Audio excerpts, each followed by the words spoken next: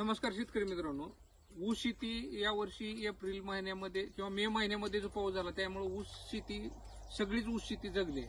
त्याच्यामुळे ऊसाचं उत्पादन एकीकडे आपल्याला वाटत होतं की यावर्षी हायेस्ट उत्पादन निघेल किंवा एव्हरेजवर त्याचा चांगला परिणाम होईल. कारण मे एंडला पाऊस बऱ्यापैकी याच्या अगोदर पडलेला नव्हता आणि मे एंडच्या पावसानं ऊसाला जो दिलासा दिला त्याच्यानंतर आता एक नवीन समस्या मोठ्या प्रमाणात ऊस शेतीवर जाणवायला आहे. पांढरा मावा आपण ज्याला मी पिठे ढिकून म्हणतो त्याचा प्रादुर्भाव जास्त आहे आणि दुसरा कुठलं म्हणजे तांबेरा आणि पिठे ढिकून ह्या दोन्हीचा प्रादुर्भाव आणि मावा हे तिन्हीमुळे जी लालसरपणा ऊसावर जाणवायला ती त्याच्यामधलं जे रसशोषक किडीनं जी त्याच्यामधला रस शोषलाय त्याच्यानंतर जो असा लालसर कलर आलाय तर त्याच्यामुळे याचं प्रकाश संश्लेषण कमी होऊन याचा उत्पादनावर परिणाम होईल. आणि ऊस शेती ही प्रचंड मोठ्या प्रमाणात कार्बोहायड्रेट तयार करणारं पीक असल्यामुळं साखरेचं प्रमाण तयार करायला अतिशय पानं कार्यक्षम लागतात किंवा ताकद लागते पानामध्ये.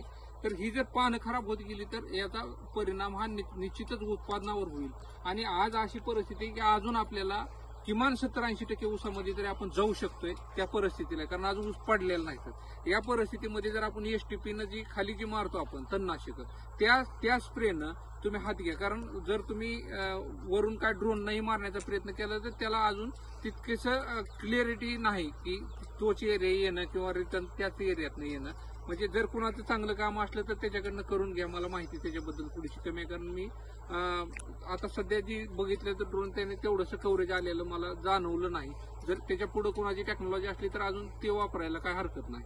परंतु आपण आता जर स्प्रेमध्ये एक जरी हात तुम्ही घेतला तर याच्यामध्ये जो पिठे टेकून आपल्या द्राक्षावर जो मिलीबग येतो तोच मिलीबग याच्या ऊसावर असतो आणि ऊसावरचा तो द्राक्षावर आलाय.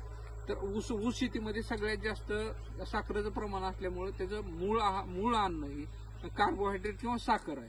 तर साखरेमुळे त्याचा परिणाम ऊसाच्या पाठीमागच्या बाजून जर तुम्ही बारकाईने बघितलं तर हा सगळा पिठ्या ढेकून आहे किंवा मावा आहे. तर त्या दोन्हीवर पण औषध कुठलंही तुम्ही घेतलं, कॉम्प्युटर घेतलं किंवा म्हणजे इमिडाक्लोरोपिड घेतला किंवा जी औषधं त्याच्यावर चालते त्या औषधाचा निश्चित एक स्प्रे घ्या. आणि ऊस शेतीला म्हणजे पानावर पाणी थांबतं त्याच्यामुळे त्याला जी बारीक बारीक ऊस असते त्याच्यामुळे जर ऊस शेतीवर तुम्ही स्प्रे घेतला कुठलाही तरी तांबेरा रोगावर तुम्ही रोको घेऊ शकता, 22 घेऊ शकता किंवा कवच घेऊ शकता अर्ध्यानं किंवा स्कोअर आहे जर चांगल्यामधनं घ्यायचं मग तर साध्या ह्याने सुद्धा तांबेरा अगदी सहजासहजी कवच एका हातामध्ये पण निघून जाईल. आणि जर तुम्ही दुर्लक्ष केलं तर ऊसाचं उत्पादन ही माझं आज असं मत आहे की ऊस शेतीचं उत्पादन जेवढं आपल्याला चांगलं दिवस येतेला वाटत होतं जर दुर्लक्ष झालं पानावर तर यावर्षी उत्पादन घटण्याची शक्यता जास्त वाटायली आहे. त्याच्यामुळं सगळ्या शेतकरी बांधवांनी ऊस शेतीला स्प्रे घेणं गरजेचं आहे.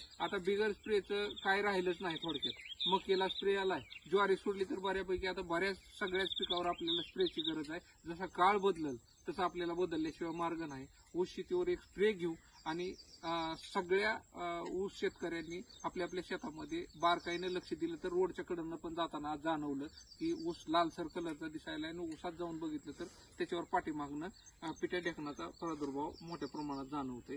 त्याच्यावर स्प्रे घ्या आणि ऊस आपला भरघोस उत्पादन निघावं. दर चांगला आहे आता यावर्षी ऊसाला, त्याच्यामुळं पैसे व्हावं.